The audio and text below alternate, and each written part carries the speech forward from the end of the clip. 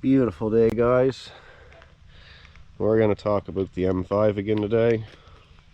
If you've been following the channel or you're subscribed, I greatly appreciate it. Thanks a lot. I just want to do a review on these H&R lowering springs that I just installed in my M5. If you're subscribed to the channel, you've seen that I've done that and seen the process. So I just want to talk about a few things. Obviously they're a lowering spring, so the car is a bit lower, but it's not a lot lower. My front lip is about 4 inches off the ground, and that's pretty much my lowest point other than my dump pipes for my cutouts. So you got to be a little bit careful. Like, I've got a dip over here in my driveway, as you can see, and I can't even drive the car through that now because the lip will hit, and obviously you don't want to do that to a $700 carbon fiber lip. So a lot of people assume that when you put lowering springs your ride quality suffers, yada yada. I gotta say, I'm very impressed with these H&Rs, and I mean, this is a full-size BMW, so even though it's got lowering springs into it, the car is still heavy. It's not like a 4-cylinder car with lowering springs in it, so it actually still rides quite nice, but it is a bit stiffer. Now when I say a bit stiffer, I mean just a bit stiffer. If you own one of these cars, you'll know they got the electronic dampening control for the struts. What I notice is if I have my EDC turned completely off on the softest setting, the car drives pretty much like it did before with the stock springs on the stiffest setting. When you put it on the stiff setting with the new springs, the H&Rs, the car is just fastened to the road so well. It feels so incredible in your hand. It's definitely an upgrade. H&R definitely know what they're doing when they create a product. And I mean, you can't beat the price either. So I want to talk about another big difference I noticed when you spin the car, or if you come into a corner and power into it and drift through it. With the stock springs, I used to get a lot of chatter out of the back end, especially like right at the end of the burnout when the car would hook up.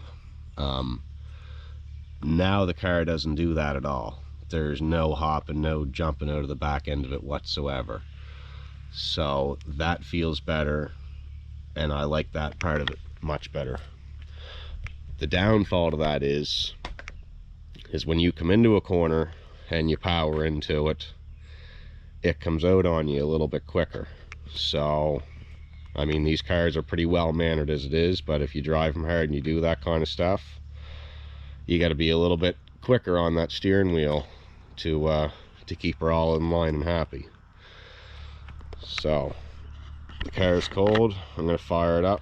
We'll go for a little test drive and just show you that the ride quality has not suffered whatsoever.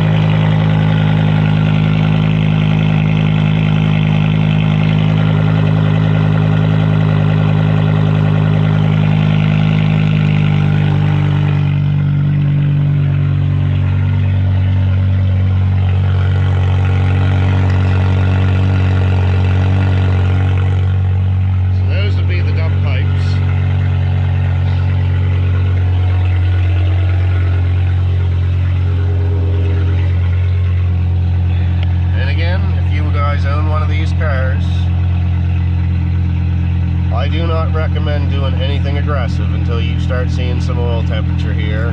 And myself, I usually just let it sit here and warm up for the first little bit. It's roughly 25 degrees today, so this is only showing 18 because I'm in the shade.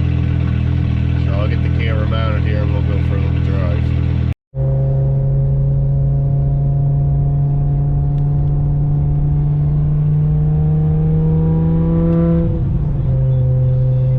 So as you can see, we're not on the highway, we're on a country road. The car's just starting to warm up, so we're only going to drive sensible.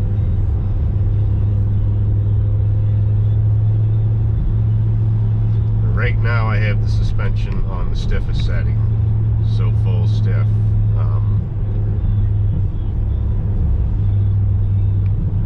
And I mean, it's definitely stiffer than it was before, but it's still, you still have ride quality there. It's literally the best of both worlds.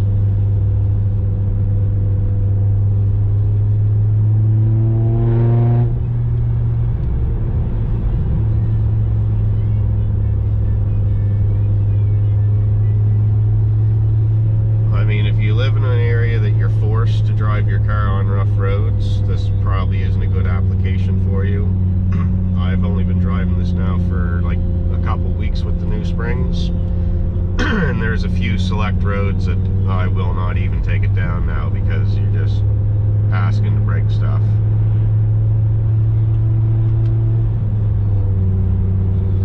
I'm gonna take, I don't know, you can hear much or notice much from the camera or the vibration in the camera, but with it on the stiffest setting on a country road that's not bad but not perfect, the car is very drivable. It's right in your hand. It feels great. I'm going to take the suspension and turn it off now and put it on the soft setting.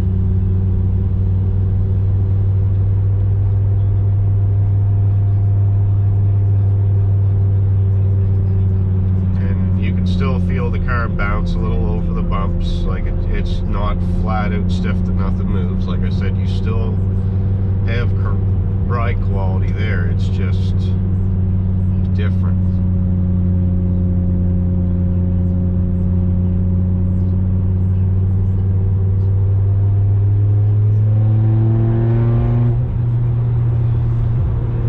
But I gotta say, my favorite part is like hard accelerations, or if you spin it, or if you come out of a corner and you spin it. You don't have that hopping and dancing in the back end because of the springs being soft from factory.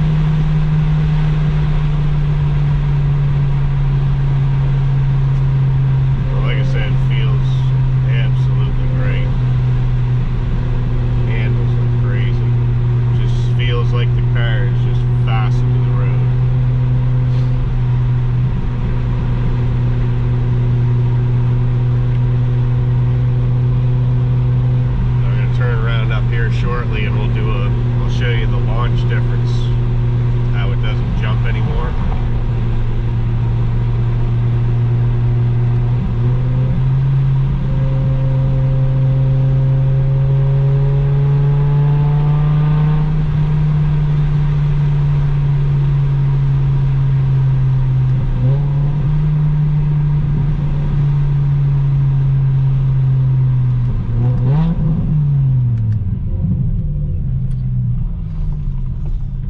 That being said, when you pull these off the pavement and you got them lower, you want to make sure there's not too much of a lip there as well.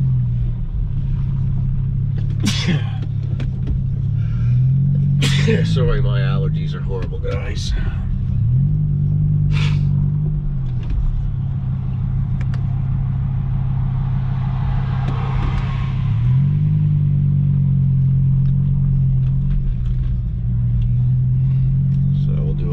Here with the new springs for you.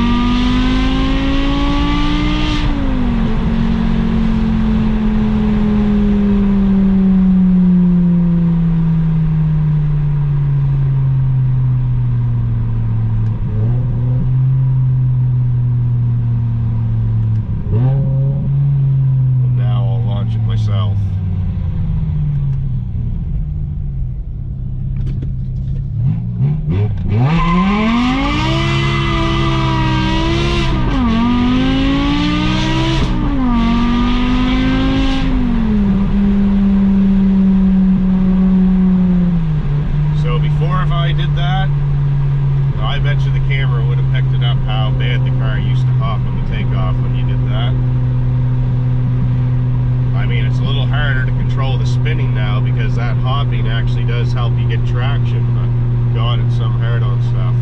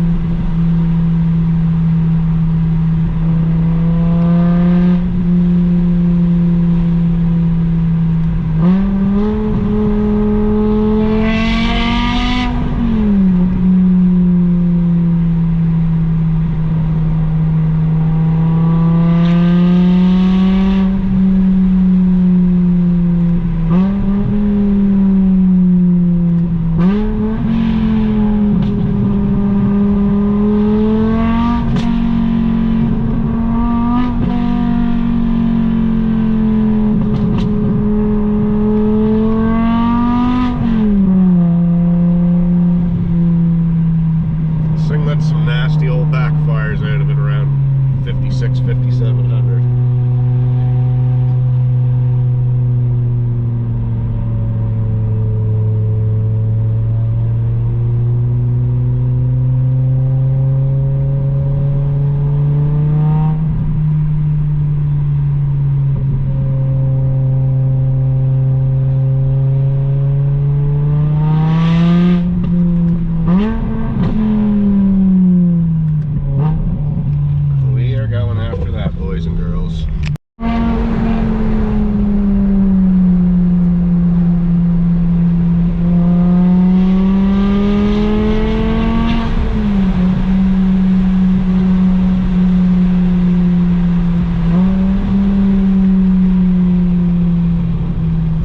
This is a brand new 2020 Corvette in front of me.